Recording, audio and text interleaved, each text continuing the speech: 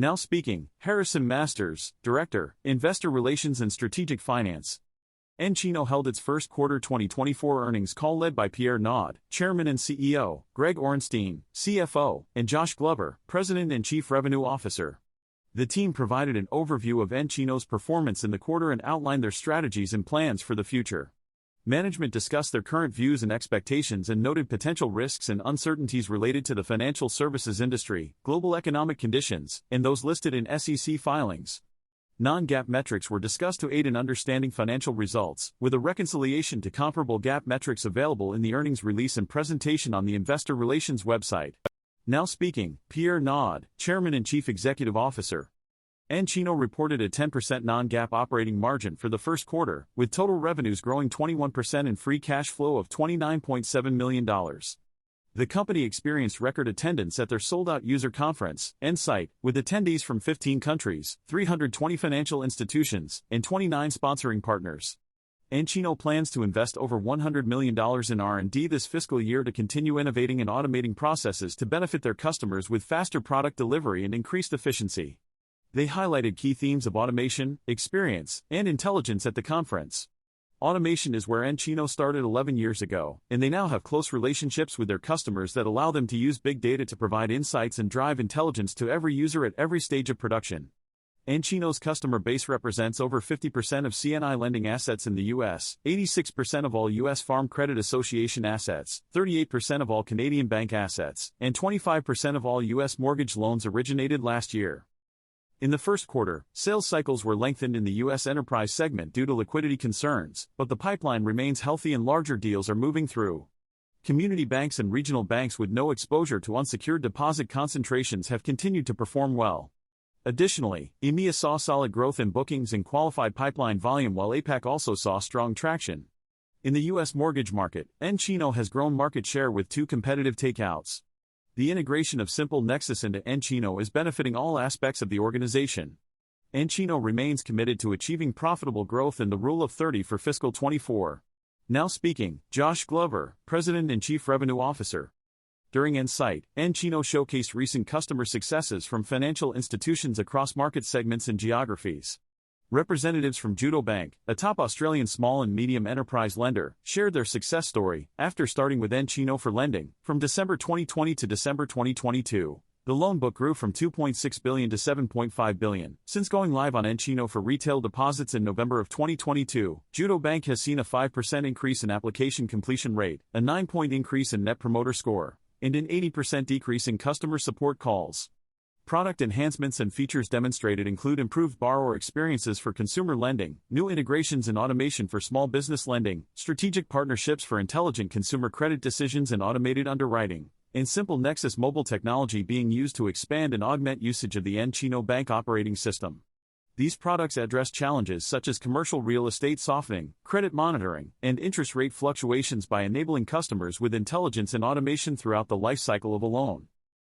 On the sales front, Q1 saw strong growth in non-U.S. markets while the U.S. team closed deals with top 4 U.S. banks for property lending, commercial pricing and profitability solution, retail lending implementations, and a $4 billion bank.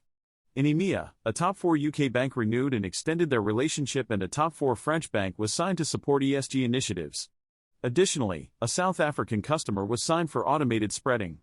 In the U.S., a California-based lender was signed for commercial lending, portfolio analytics and automated spreading, as well as expansion deals with 2 top 25 U.S. banks for customer portal and additional treasury onboarding users. The U.S. mortgage industry also saw continued success with new logos, cross-sells, and wins against competitors. Integration work is nearing completion to connect with more third-party mortgage loss providers.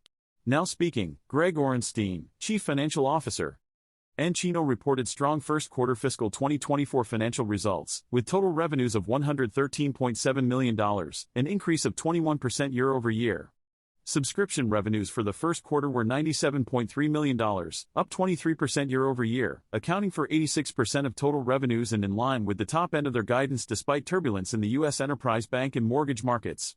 Professional services revenues were $16.3 million, growing 9% year-over-year, but impacted by project delays and postponements from 3 enterprise banks in the U.S., which is expected to negatively impact professional services revenues by approximately $1.25 million for the full year. Non-US revenues were $19.2 million or 17% of total revenues, up 35% year-over-year. Non-GAAP gross profit for the first quarter was $73.8 million, an increase of 22%. Non-GAAP operating income for the first quarter was $10.9 million compared with a loss of $3.7 million in the first quarter of fiscal 23, resulting in a positive 10% non-GAAP operating margin compared with negative 4% in the same period last year. Non-GAAP net income attributable to nCino for the first quarter was $8 million or 7 cents per diluted share. Remaining performance obligation, RPO, was $914 million as of April 30, 2023, up 1% year-over-year, with existing customers accounting for 80% of gross additions. Churn in the quarter of annualized subscription revenues was $8.6 million related to prior year M&A activity, independent mortgage banks downsizing or going out of business, and the expiration of some PPP agreements. Net cash provided by operating activities was $31.3 million compared to $1.2 million in the first quarter of fiscal 2023. For the second quarter, nCino expects total revenues of $114 million to $115.5 million, with subscription revenues of $97.5 million to $98.5 million. Non-GAAP operating income to be approximately $8 million to $9.5 million, and non-GAAP net income attributable to nCino per share to be 6 cents to 8 cents. For fiscal year 24, nCino expects total revenues to be $474 million to $478.5 million, with subscription revenues of $405 million to $409 million, non-GAAP operating income to be $48 million to $52.5 million, and non-GAAP net income attributable to nCino per share to be 37 cents to 40 cents. nCino remains confident in the opportunities in front of them and focused on continuing to execute on their profitable growth strategy, which includes achieving their Rule of 30 target for fiscal year 24. Stephens Incorporated analyst Charles Nabhan inquired, "Could you provide more information about the delayed implementations and discuss your expectations for those deals? What are the root causes of the delays?" Pierre Naud replied, "Thanks for your question. I want to assure you that our contracts were not impacted by any delays in project timelines and activation schedules of seats remain unaffected. Josh or Greg can provide further details regarding the projects." Greg Orenstein replied, "Yes, projects can be delayed from time to time. The liquidity issues in Q1 impacted 3 enterprise banks, causing them to prioritize and focus on other matters rather than the projects we were working on. We will continue to collaborate with these customers and re-engage when they're able to turn their attention back." Stephens Incorporated analyst Charles Nabhan inquired, "Could you please comment on the health of your customer base, specifically in terms of whether they have adjusted their head count and cost structure to the current environment?" Pierre Naud replied, "It appears our customer base is stable and those companies who previously decided to reduce resources have done so. We remain optimistic as our business continues to grow year over year and quarter over quarter. We are now focusing heavily on banking, which is a more secure mortgage base. With the current volatility in the mortgage industry and our competitors, we are taking advantage of the opportunity and actively pursuing these deals." Greg Orenstein replied, "Charles, the bottom line is that our efforts will result in fewer, larger and more financially sound IMBs. This will provide a great platform for growth as we move forward. Additionally, we have seen success breaking into the banking and credit union markets since acquiring Simple Nexus last year." Scotiabank analyst Nick Altman inquired, "What are customers telling you about the prospects for larger initiatives in the enterprise segment?" Pierre Naud replied, "Yes, the shock of liquidity issues in Silicon Valley Bank drained deposits from their balance sheets in 10 hours. This understandably caused management teams to become aware of their own liquidity needs and allocate accordingly. We now believe this shock effect is largely over and banks feel confident that they have the liquidity they need. As a result, strategic elements are taking precedence over liquidity concerns. Early indications show deals becoming more active in the second quarter and people willing to meet with us on site and travel. Europe appears ahead of the US in terms of positive buying activity, so we remain optimistic for the rest of the year." Scotiabank analyst Nick Altman inquired, "Can you provide some insight on how bookings dynamics this year may affect revenue growth next year, and what strategies are in place to ensure continued growth?" Pierre Naud replied, "I'll let Greg provide the details on how the revenue recognition will work this year and next, but I want to remind everyone on the call about the models and how they work for current year. As expected, due to a slow Q1, some of that revenue should spill into Q2. The effect of pipeline activity after July will have minimal impact on this year. However, deals in the pipe later in Q2, Q3, and Q4 could impact next year. We're feeling optimistic as we have great conversations globally. Now, Greg, can you go into more detail on how the schedule works and what we can expect?" Greg Orenstein replied, yes, Pierre has it right, we're expecting to see more revenue towards the end of this fiscal year. This will have an impact on our performance in fiscal 24 and beyond. We have a part of our business that turns on more quickly compared to our traditional bank operating system activations, such as simple Nexus and NCINO offerings. Truist Securities analyst Terry Tillman inquired, what is the confidence level of international activity continuing from 2Q through the rest of the year? Is it new logos or existing customers expanding their portfolios? Josh Glover replied, good to speak with you, Terry. We're proud of how our Europe team performed in Q1. Signing that property lender is a testament to the team's success and execution. At nCino we saw 15 countries represented, which is a great validation. We're seeing momentum with new accounts adopting auto-spreading, ESG module adoption in France, and other greenfield accounts. Our Europe team had a tough start last year, but they've made great progress and we're pleased with their success. Greg Orenstein replied, the property lending opportunity was a net new customer for nCino, and we're thrilled to have it as part of our offerings. Truist Securities analyst Terry Tillman inquired, can you provide more clarity on how the RPO and 24-month RPO could potentially impact second quarter results? Greg Orenstein replied, Terry, I believe you're asking about RPO or expense leverage. Can you clarify which one you are referring to? Truist Securities analyst Terry Tillman inquired, what can we expect to see from the RPO and 24-month RPO in the near term, given the expected increase in operating leverage in the second half of the year? Greg Orenstein replied, Q1 RPO is historically slow for us, as we've seen it dip 3 times sequentially since going public. Our internal guides had predicted this and we expect the trend to improve as the year progresses. We're seeing positive signs such as conversations with customers and increased activity that indicate improvement is on the way. Morgan Stanley analyst James Fawcett inquired, what impact should we expect on revenue from the bank closures, and when can we expect to have a better idea of the ultimate revenue figure? Pierre Naud replied, we've had success laddering up in M&A deals and our teams are actively working them. Our guidance takes into account the risks associated with these contracts. Josh, any thoughts? Josh Glover replied, no, our focus isn't the same.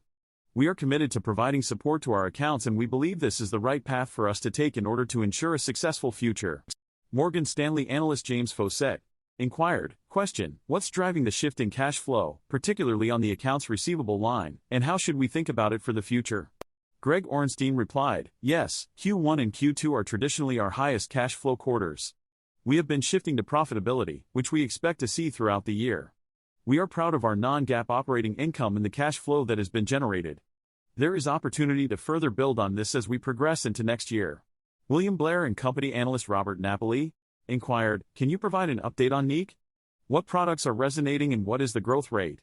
What is the long-term opportunity for nCino in terms of TAM or revenue? Josh Glover replied, absolutely, we're proud of the progress we've made. 30% of bank operating systems already use nCino, with the top 50 U.S. bank adopting us for auto-spreading. Our platform provides the full value chain from front to back office, streamlining the process and injecting intelligence to further optimize it. We remain focused on the theme of intelligence which is much needed in the industry. William Blair & Company analyst Robert Napoli inquired, what metrics can you provide on nCino's growth rate and potential long-term size?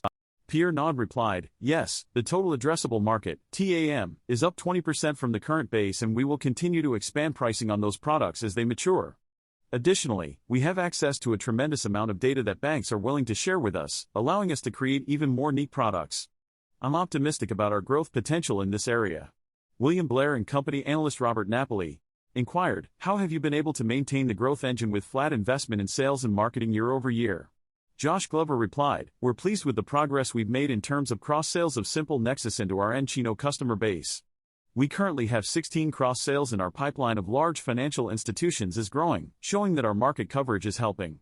We're continuing to invest in new markets while maintaining a commitment to profitable growth, which means we won't sacrifice market coverage because we believe it will benefit us in the long run. Greg Orenstein replied, yes, sales and marketing remained relatively flat year over year.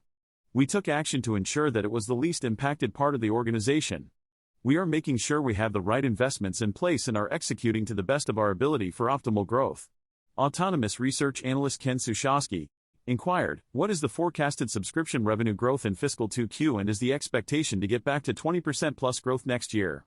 Greg Orenstein replied, in Q2, the headwind of churn impacted our revenue growth. This was a low point for us that we are now getting behind us in the first half of the year. We expect to see stabilization in the second half of the year.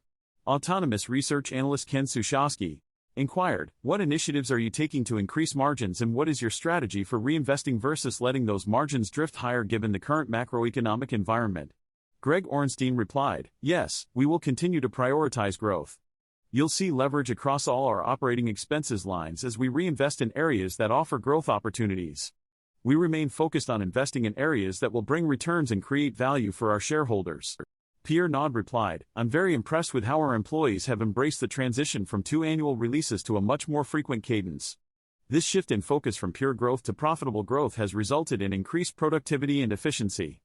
We've seen great success in this area, and I'm confident that this will continue to drive cost savings for the company. Bank of America Merrill Lynch analyst Adam Bergere inquired, can we assume that the $1.25 million lower cost services revenue for this year is due to the delay of 3 deal implementations into the next fiscal year? Greg Orenstein replied, our guidance assumes that customers will be able to focus back on projects once other priority items are addressed. We'll work with customers on this in the timelines they can manage. Bank of America Merrill Lynch analyst Adam Bergere inquired, what specifically about the Simple Nexus product do you think is driving market share gains in a tough environment? Josh Glover replied, Simple Nexus has developed an impressive product that was quickly embraced by customers. One of our early adopters integrated the front end of Simple Nexus and had the system live in just 60 days, with great success. We believe their market share is growing for 3 reasons. They have the most intuitive mortgage solution available, their customer-centric culture and corporate stability are both impressive, and nCino's good overall execution continues to be a strong point. Pierre Naud replied, our expansion of the front end to include other retail and small business products has been well received by our conference attendees.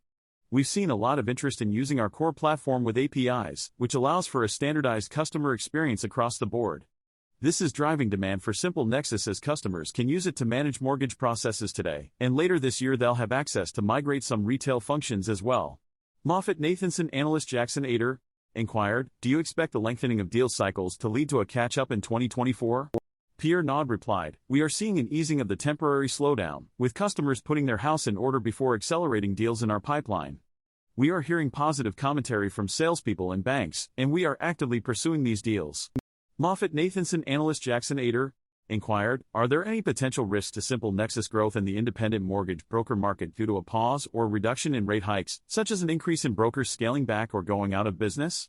Pierre Naud replied, we have analyzed the potential impact of a further rate hike and our assessment involves the global mortgage market, as well as our core nCino product in the US. We cannot predict any crisis that may arise. However, the market has stabilized and we view this as an opportunity for our business.